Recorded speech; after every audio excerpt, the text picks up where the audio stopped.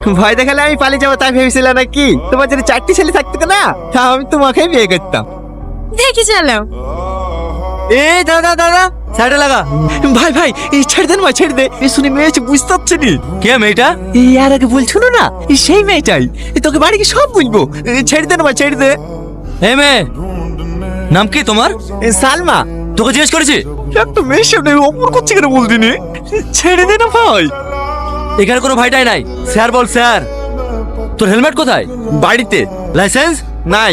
Helmet নাই, licence নাই, 2000 টাকা চালান কাটবে। কেটে দেন স্যার, বড় ভাইয়ের গাড়ি, ওকে অনলাইনে দিয়ে দেবে।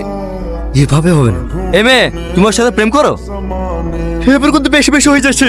বাড়িতে জানে? বুবা নাকি? কথা বলতে পারো না? বাড়ি কোথায় তোমার? আপনি আমাকে চেনেন? আমি তোমাকে চিনি। কেন, তুমি হোম মিনিস্টার নাকি? দেখি মাস্ক খোলা। ম্যাডাম এটা কে? আরে অমানুষ, এটা আমাদের ওসি।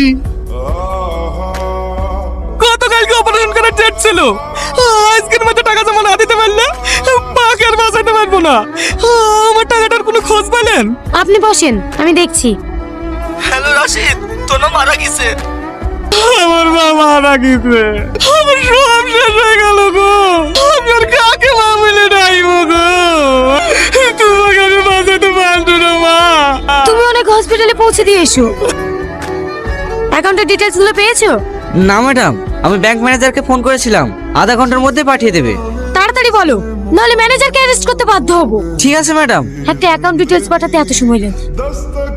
ম্যাডাম কি হয়েছে? এ দেখেন ম্যাডাম, রাশিদ শেখের অ্যাকাউন্ট থেকে যে অ্যাকাউন্টে টাকাটা ট্রান্সফার হয়েছে সে অ্যাকাউন্টে গত 3 মাসের স্টেটমেন্ট।